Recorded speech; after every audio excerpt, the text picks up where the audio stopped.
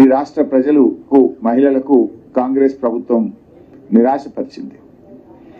ఇకపోతే ఆసరా పెన్షన్లు ఎంతో ఆశగా ఎదురు చూస్తున్నారు. రేవంత్ రెడ్డి గారు అయితే రెచ్చిపోయి ఉపన్యాసాలు ఇచ్చాడు. అవ్వా నీ పెన్షన్ ఎంత వస్తుంది? 2000. ఇగో డిసెంబర్లో ఇందిరమ్మ రాజ్యం రాగానే నీ పింఛన్ 4000 అవుతుంది. నీ మన్మడు కాళ్ళు ఒత్తుతాడు, డీజిల్కు పైసలు అడుక్కుంటాడు, పెట్రోల్కు పైసలు అడుక్కుంటాడు అన్నాడు. మరి అడవిని 4000 డిసెంబర్లోనే ఇస్తాను నువ్వు. ఇప్పుడు జూలై నెలలో ఉన్నాం, ఇప్పటిదాకా రాలేదు. కాంగ్రెస్ పార్టీ నాయకులు ఎన్నికల సమయంలో ఇంటికి 2 పింఛన్లు ఇస్తాం, అవ్వకిస్తాం, తాతకిస్తాం, నౌకరున్నా ఇస్తాం, కొత్త పెన్షన్లు ఇస్తాం, అర్హులందరికీ ఇస్తాం, 4000 ఇస్తాం అని ఊదరగొట్టింది కదా. 100 రోజుల్లో ఇస్తామని బాండ్ పేపర్ మీద రాసిచ్చింది కదా. ఏమైంది మీ బడ్జెట్లో? ఎందుకు పెట్టలేదు అని నేను అడుగుతా ఉన్నా. అంటే ఇవాళ పేదలకు మేము ప్రాధాన్యత ఇస్తాం, మాది పేదల ప్రభుత్వం అన్నారు కదా.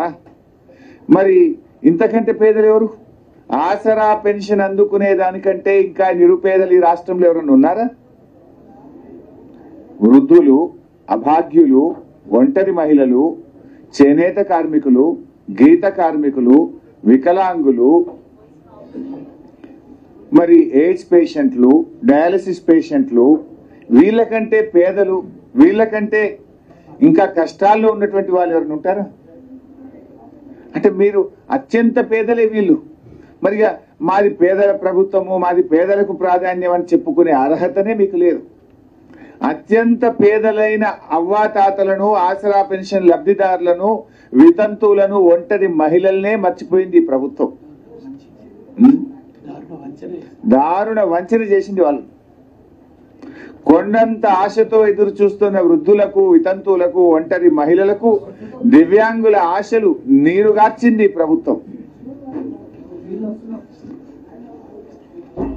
అంటే మీరు 2 ముఖ్యమైనది, మహిళలు మన సమాజంలో అత్యంత ప్రాధాన్యత కలిగినటువంటి వాళ్ళు, వృద్ధులు, వితంతువులు అత్యంత ప్రాధాన్యత కలిగినటువంటి వాళ్ళు. అసలు మీ మేనిఫెస్టోలో అతి ముఖ్యమైన 2టినే మీరు పక్కకు పెట్టిండ్రు. 3వ ముఖ్యమైనటువంటి వాళ్ళు విద్యార్థులు, రేపటి పౌరులు, భవిష్యత్తు వాళ్ళది. ఆ విద్యార్థులకు 5 లక్షల విద్యా భరోసా కార్డు అని మీ మేనిఫెస్టోలో చెప్పారు, స్కూటీలు చెప్పారు. ఎస్సీ ఎస్టీలు 10వ తరగతిలో పాస్ అయితే ప్రతి విద్యార్థికి 10,000 రూపాయలు ఇస్తామన్నారు. ఏది దాని ప్రస్తావన?